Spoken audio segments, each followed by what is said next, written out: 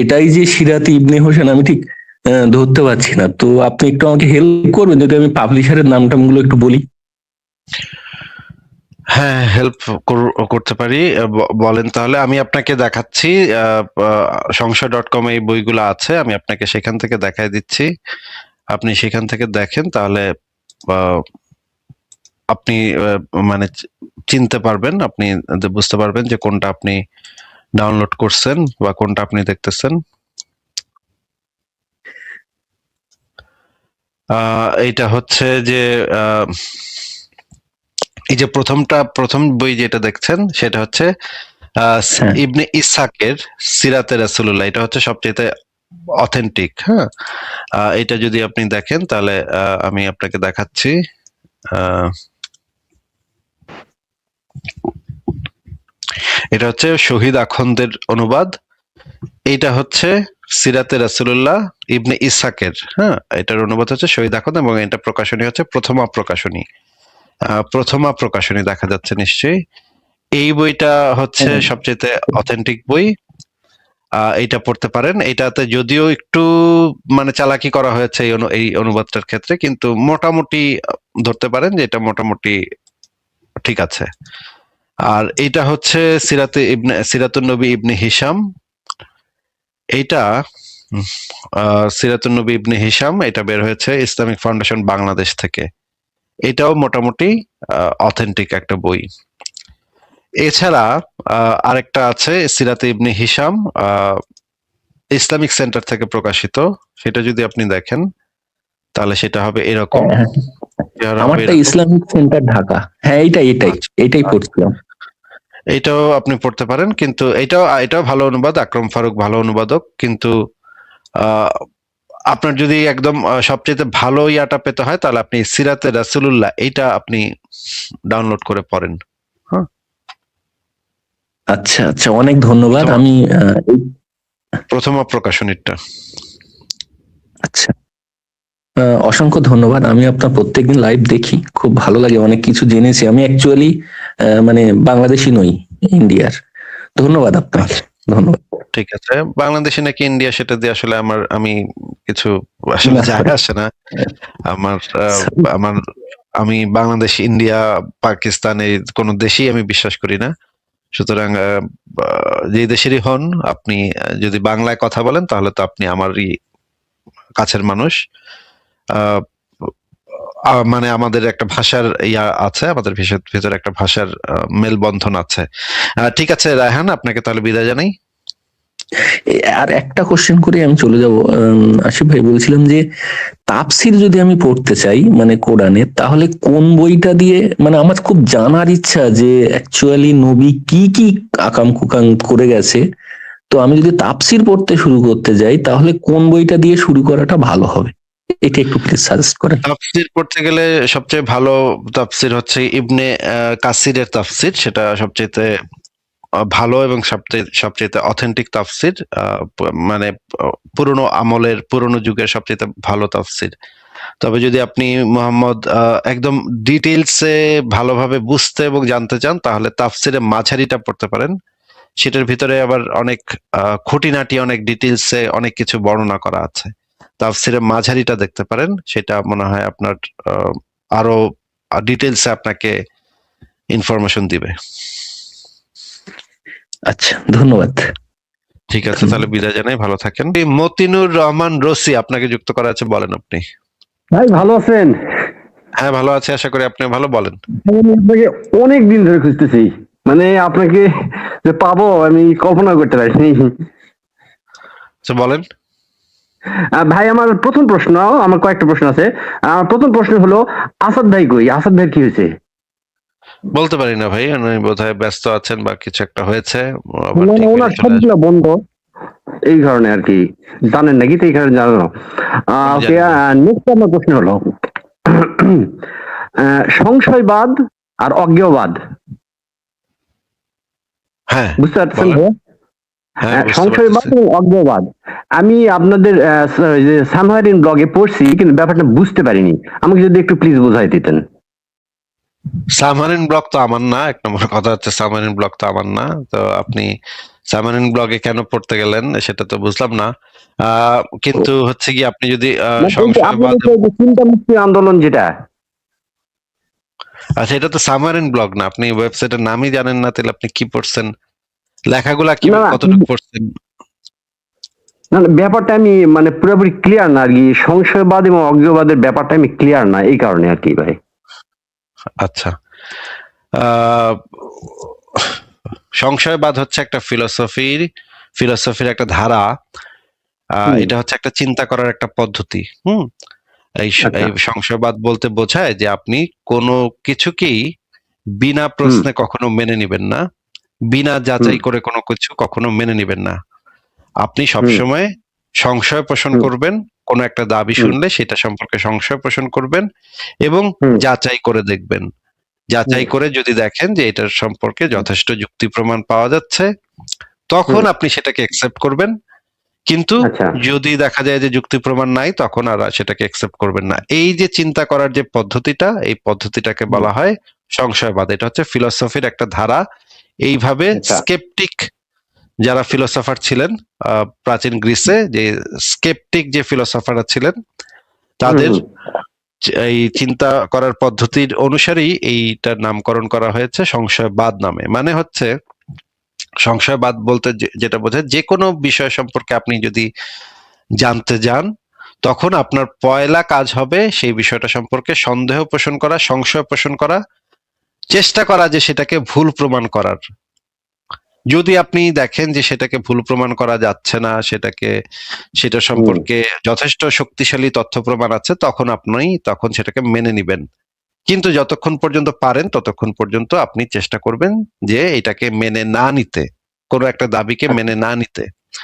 এই সংশয়বাদ ফিলোসফির ওপরই পরবর্তীতে বিজ্ঞানের যে ফিলোসফি, সেই বিজ্ঞানের ফিলোসফির একটা মৌলিক ভিত্তি তৈরি হয়েছে এই সংশয়বাদিতার উপরে ভিত্তি করে। এবং ও, মানব জগতের যে জ্ঞান বিজ্ঞান এখন পর্যন্ত আছে, সেই জ্ঞান বিজ্ঞানের বড় অংশ এসছে এই পদ্ধতি ব্যবহার করে।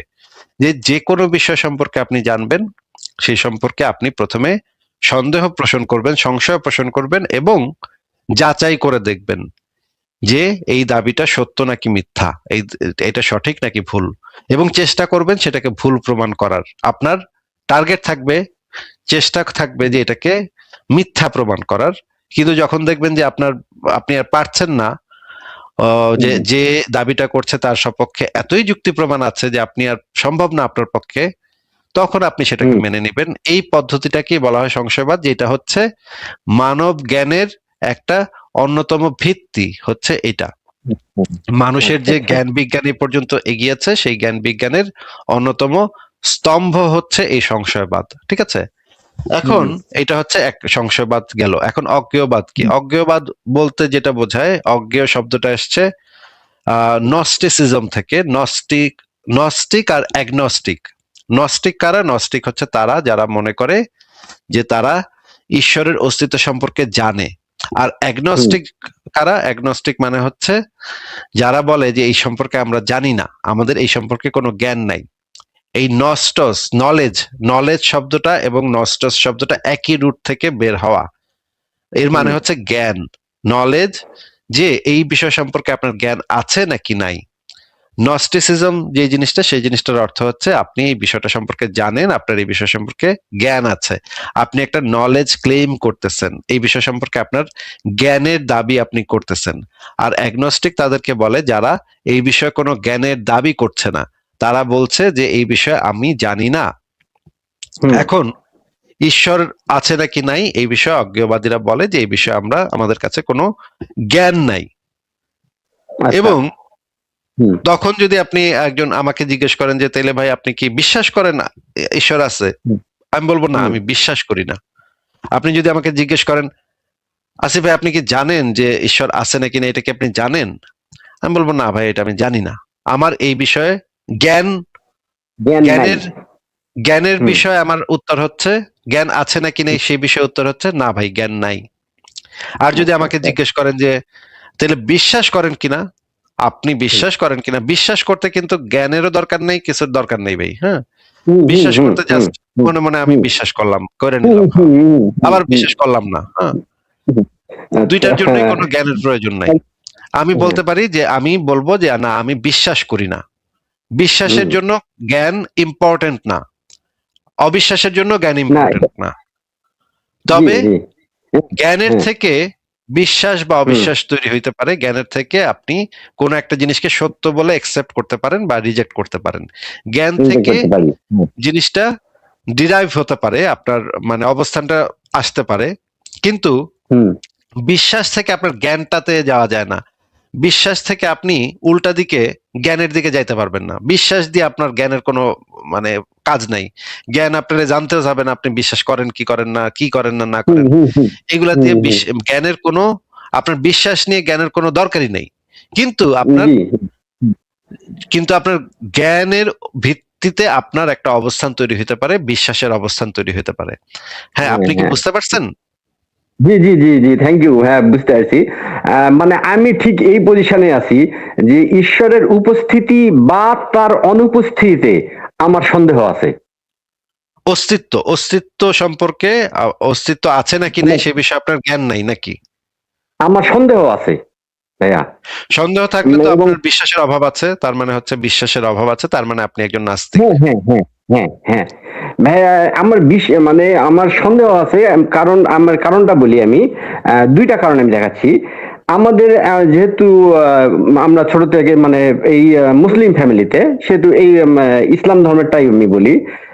ইসলাম ধর্মের যে ট্রান্সলেশন তাফসির, যেটা মনে করেন আলহামদুলিল্লাহ রাব্বিল আলামিন, সকল প্রশংসা আল্লাহ তাআলার, এই তাফসির কখনোই মানে কোনো ঈশ্বরের লেখা হতে পারে না। কিন্তু সমস্যাটা হয়েছে দাঁড়াইছে আমাদের যে সুফিজম যে সেকশনটা আছে, সুফি বাদ, এরা বলতেছে যে না, কোরআন এরকম না। কোরআন হলো রূপক অর্থে, লালনের গানের মতো। যেমন খাঁচার ভিতর অচিন পাখি কেমনে আসে যায়, এখানে বলছে খাঁচা, কিন্তু খাঁচা বলতে আমাদের দেহটাকে বোঝানো হয়েছে। এইভাবে মানে যা বলছে কোরআন শরীফে, যা বলা আছে সেটার অর্থ পুরাপুরি আলাদা। এবং তাদেরও আবার মানে তাফসীর করা কোরআন আছে কিন্তু। এই দেখেন ভাই, এটা দেখেন আপনি এই যে হয়তো চাপা, বুঝছেন। দেখেন ভাই আমার মারতে চাপা ভোতা দা নিয়ে এসে বসছে। এক মিনিট, দেখছেন? এই এই দাও দিয়ে কি আমার কাটন যায় পরে? এই দাও, কত বড় বড় ছুরি চাপাতে দিয়ে আমার কাটন যায় নাই, তুই এই দা নিয়ে আমার কাটবি, তাও বোতা পুরান জং ধরা দা নিয়ে আসছিস তুই। কান্ড মোমেন্ট। কি বল ভাই, বাদ দেন ওদের কথা, বাদ দেন ভাই। আমার জবটা একটু প্লিজ। ভাই সুফিবাদ সম্পর্কে একটা সংশয়.com একটা লেখা আছে, আপনি যদি সেটা পড়ে নেন। কারণ সুফিবাদকে আপনি যতটা ভাবে উপস্থাপন করছেন, বিষয়টা আসলে এতটা মানে না না না আহ, না, আমি তাদেরকে সমর্থন কথাটা করতেছি শুনে না। নেন, কথাটা একটু হুম শুনে হুম, নেন ভাই, কথাটা শুনে নেন। এই যে রূপক টুপক এগুলো যারা বলে, তারা আসলে এক ধরনের এক ধরনের মিথ্যাচারী করে। এটা হচ্ছে সুগার কোট করে, ইসলামকে সুগার কোট করে মানুষের সামনে উপস্থাপন করে। তারপরে হুম, গিয়ে পরে দেখা যায় যে ওই যে একই ভিতরে ওই একই জিনিস। হ্যাঁ, এই আপনি যদি এই লেখাটা পড়েন, সুফি ঐতিহ্যে সহিংসতার ইতিহাস, history of violence in the Sufi tradition, মুদ্রার উল্টা পিঠে অজানা গল্প, এখানে দেখেন আপনি অনেক রেফারেন্স পাবেন, অনেক কিছু পাবেন, অনেক বিবরণ পাবেন যে সুফিবাদ হচ্ছে গিয়ে আসলে আরবের যে ইসলাম, সেই ইসলামটা তো বাংলাদেশে ঢুকতে পারতেছিল না। ঠিক আছে, আরবের তো হুম, মরুভূমির আরবের যে ইসলাম, সেই ইসলামটা তো আসলে অনেক জঙ্গি, অনেক ভয়ঙ্কর, অনেক বর্বর ছিল। কিন্তু হুম, হুম, ভারতের মানুষজন তো অনেক কোমল স্বভাবের। হ্যাঁ, ভারতে মনে হুম, করেন হুম, হুম, বাংলাদেশের মানুষ হচ্ছে গিয়ে পলি মাটির মানুষ। আর হুম, আরবে যে হুম, ধর্মটা জন্ম নিচ্ছে সেটা হচ্ছে মরুভূমির বেদুইনদের ধর্ম। হুম, আরবের যে ইসলাম ধর্মটা সেটা হচ্ছে দ্বারা বেদুইনদের দ্বারা তৈরি, যারা ওই অঞ্চলে কোপাকুপি করত, খুন খারাপি হুম, করত, হুম, অন্য গোত্রকে আক্রমণ করাই ছিল তাদের মৌলিক কাজ। মানে মূল পেশা ছিল হচ্ছে গিয়ে ডাকাতি করা। যুদ্ধ যুদ্ধ হলো পেশা। যুদ্ধ করা, ডাকাতি করা, হুম, আরেকটা হুম, গোত্রের মাইরা তাদের মাল সামান মানে লুট করে নিয়ে যাওয়া, এগুলা ছিল ওদের পেশা। এখন ওই অঞ্চলের হুম, যে ইসলামটা যখন এই অঞ্চলে ঢুকতেছে, হুম, ভারতে কিন্তু অনেক আগে থেকেই গৌতম বুদ্ধের একটা বড় প্রভাব ভারতীয় উপমহাদেশে, মানে প্রত্যক্ষ বা পরোক্ষভাবে গৌতম বুদ্ধের যে প্রভাব, সেটা কিন্তু ভারত উপমহাদেশে আছে। হুম, যে মানুষ কিন্তু, এই অঞ্চলের মানুষ কিন্তু অপেক্ষাকৃত শান্তিপ্রিয়, তারা মিলেমিশে থাকতে চায়, তারা কিন্তু এই ধর্ম নিয়ে কামড়াকামড়ি করতে চায় না। হ্যাঁ, অনেক আগে থেকেই। এখন যেটা গৌতম বুদ্ধ আমাদেরকে শিখায় গেছে যে আমরা প্রত্যেক প্রাণীকে ভালোবাসতে হবে, পৃথিবীর প্রত্যেকটা প্রাণী সুখী হোক, এই ধরনের একটা বক্তব্য সেই অহিংসা বহু পরম ধর্ম। অহিংসা পরম ধর্ম এই ধরনের বক্তব্য গৌতম বুদ্ধ বহু বহু কাল আগে দিয়ে গেছে। এখন এইটার একটা বড় প্রভাব ভারতীয় উপমহাদেশে সবসময় ছিল, এমনকি হিন্দু ধর্মের ভিতরেও এই প্রভাব আছে। আবার এই অঞ্চলেও, বাংলাদেশের এই অঞ্চলে এই প্রভাবটা খুবই কঠিন ভাবে ছিল। তারা এই হিংসা, মারামারি, বিদ্বেষ এগুলো আসলে পছন্দ করতো না। তখন যখন হচ্ছে গিয়ে এই আরবের এই বেদুইনরা যখন এই অঞ্চলে কয়েকবার ডাকাতি করে গেছে, হ্যাঁ, কয়েকবার বড় বড় ডাকাতি করে গেছে, ডাকাতি করে গিয়া তারা দেখতে পাইছে যে এই অঞ্চলের মানুষটা আসলে শান্তিপ্রিয় এবং তারা সুখে শান্তিতে থাকতে চায়, গান বাজনা করে। এই যে নদীর পাড়ের মানুষ গান বাজনা করে, নাচে, গান গায়, এই সমস্ত করে। এরা এই কামড়া কামড়ি, খুনাখুনি গুলোর ভিতরে নাই এরা। তখন তারা বলল যে তাইলে এইখানে তো আসলে ইসলামকে এই মানে ইসলামকে তো এই অঞ্চলে আসলে প্রচার করা যাবে না। তখন তারা যেটা করছে যে ইসলামকে একটু চেঞ্জ করে নিচ্ছে, একটু চেঞ্জ করা ইসলাম এই দেশে ঢুকাইছে এবং এই দেশে এমন ভাবে ইসলামটাকে প্রবেশ করাইছে যে ইসলাম খুবই মানবিক, খুবই মানে আধ্যাত্মিক। গান টান গাও, তোমরা গান বাজনা করো, কাওয়ালি টাওয়ালি গাও, এইটা এটা এটা করো। এই গান বাজনা কইরা তারা ভাবছে যে আগে এগুলারে মুসলমান বানাই, এরপরে গিয়ে আমরা এগুলারে সহি মুসলমান পরে বানাবো না, আগে অন্তত এই কালচার থেকে বাইর করাই না, আগে মুসলমান বানাই এগুলারে। হ্যাঁ, আপনি দেখবেন এই যে খাজা মঈনুদ্দিন চিশতি থেকে শুরু করে যে যারা যারা আছে এরা গান বাজনা করছে। আবার এদের মাজারে আবার গরুর মাংস নিষিদ্ধ, মানে হিন্দুরাও আসতে পারে, হিন্দু মুসলমান সবাই ভাই ভাই, এই সমস্ত একটা মানবিক একটা কথাবার্তা এখানে বলছে। কিন্তু ইসলামে কিন্তু এগুলা নাই ভাই। ইসলামে কিন্তু আসলে মুশরিকদেরকে কতল করতে বলা হয়েছে। একদম মোহাম্মদ সরাসরি বইলা গেছে মুশরিকদেরকে যেখানে পাবি, কোরআনের ভিতরে আছে, সূরা তাওবার ভিতরে আছে, মুশরিকদেরকে যেখানে পাবা হত্যা করবা। কিন্তু এখানে যখন মুসলমানরা ঢুকছে তখন দেখছে যে এই জঙ্গিবাদী কথাবার্তা বইলাই অঞ্চলে সুবিধাকরণ যাবে না, বা মানুষকে মুসলমান বানানো যাবে না এগুলা বইলা। মানুষ আরো বিরক্ত হবে, মানুষ আরো ঘৃণা করবে এদেরকে। হ্যাঁ, আপনি যদি দেখেন যে প্রথম যখন এই ইখতিয়ারউদ্দিন মোহাম্মদ বখতিয়ার খিলজি যখন আক্রমণ করছিল, তখন তারে কিন্তু সবাই, এই অঞ্চলের সব মানুষ তারে প্রচুর পরিমাণে, সে রাস্তা দিয়ে হাইটা গেলে মানুষজন গালিগালাজ করতো তারে। হ্যাঁ, মানে এই দেশে এই অঞ্চলের সাধারণ মানুষরা তাদের উপরে বিরক্ত ছিল। এই জন্য পরবর্তীতে তারা ওই যে পারস্যের যারা সুফি ছিল তাদের কাছ থেকে কিছু জিনিসপত্র ধার করে আইনা এই একটা কাস্টমাইজড ইসলাম এই অঞ্চলে প্রচার করছে, যেটা আসলে ইসলাম না, সেটা আসলে পার্সিয়ান এবং আফগানি এবং পাকিস্তানি কিছু মিক্সচার, যেগুলার সাথে আসলে ইসলামের আসলে কোনো দূর দূরান্ত পর্যন্ত কোনো সম্পর্ক নাই। আপনি ওই সুফি বাদ সম্পর্কে যেটা শুনেন সেটা আসলে নানাভাবে মিশ্রিত একটা জিনিস, একটা খিচুড়ি। হ্যাঁ, সেটা হচ্ছে ভারতের যে আমি একটু বলি, শ্রী চৈতন্য দেবের যে এটাই বলতে চাচ্ছি, শ্রী চৈতন্য দেব আর সুফিজমের কথাবার্তা সব একরকম একরকম। হ্যাঁ, আপনি দেখবেন যে সুফিবাদের কথা আসলে আপনি মানে কথা কইতাছে, সে ইসলামের গল্প কইতাছে, কিন্তু মনে হইতাছে এটা চৈতন্য দেবের কথা কইতাছে। হ্যাঁ, কথাবার্তা চৈতন্য দেবের, ইসলামের ইয়া দিয়া তারা ঢুকাই দিচ্ছে। হ্যাঁ, এগুলা আপনি তখন এমন মিক্সচার করছে এরা, এইগুলোর ভিতরে এমন মিক্সচার হয়ে গেছে যে আপনি ঠিক করতে পারবেন না যে কোনটা কই থেকে আসছে। ইসলামের ভিতরে তো এগুলো থাকার কথা না। শ্রী চৈতন্য দেবের কথা তো ইসলামের ভিতরে থাকার কথা না, তাই না? ইসলাম তো আবার এই দিক দিয়ে আবার রেডিক্যাল, তাই না? এখন এই কারণে এই সুফিবাদ বলতে আমি যেটা বুঝি সেটা হচ্ছে নেকড়েবাগ ভিতরে আসলে নেকড়েবাগ, কিন্তু এটা একটা ভেড়ার ছদ্মবেশে নেকড়েবাগ আমি মনে করি। সেটা হচ্ছে হ্যাঁ, এটা মুখোশ পরা এই ভারতে ঢোকার জন্য তারা এই মুখোশটা পড়ছে, মানে ভালো ভালো মানুষের একটা মুখোশ পড়ছে। হ্যাঁ, আমরা খুব শান্তিপ্রিয়, কিন্তু আসলে তো তারা ওই একই জাত, ওই একই জঙ্গি নবী মুহাম্মদের জঙ্গি উম্মত, তাই না? এর থেকে কিছু না। ভাই আমি একটু বলি, তার আমি একটা উদাহরণ দেই। মানে সুফিজমরা যখন আমাদের দেশে ঢুকছে বা ভারতীয় উপমহাদেশে ঢুকছে, তখন তারা প্রেমের কথা প্রচার করেছে। মানুষ ভাই ভাই, কোনো ইয়া নাই, আলাদা নাই, সবাই সমান প্রচার করেছে, করে সবাইকে মুসলমান বানাইছে কিছু হয়তোবা, ভেরি গুড। কিন্তু যখন রাজনৈতিক ইসলাম প্রচার করছে তলোয়ার নিয়ে, তাদের সবাইকে তারা আশ্রয় দিছে এবং উপদেষ্টা হিসেবে কাজ করেছে। এক মারো, অক ধরো, ওই রাস্তা যাও, এদেরকে মারো, এই সবগুলো কাজগুলো সুফিজমের মানে বাবারা এরা করছে। হ্যাঁ, সুফি মানে তারা প্রচার করার সময় সুফি ইসলাম প্রচার করছে, কিন্তু রাজনৈতিক ক্ষেত্রে আবার তারা ওই হ্যাঁ, পলিটিক্যাল পুরোপুরি ইসলামটাকেই, সমর্থন দিছে। পুরোপুরি মানে রাজনৈতিক ইসলামকে পুরোপুরি সমর্থন দিছে। হ্যাঁ, রাজনৈতিক ইসলামকে সমর্থন দিচ্ছে। ভাই ধন্যবাদ, কথা ভালো লাগলো। আমার কাছে আপনার জন্য একটা লাস্ট প্রশ্ন ভাইয়া। সূরা বাকারা, প্রথম মানে আমাদের বাকারা শব্দের অর্থ হচ্ছে বাছুর, মানে বাছুরের বাণী।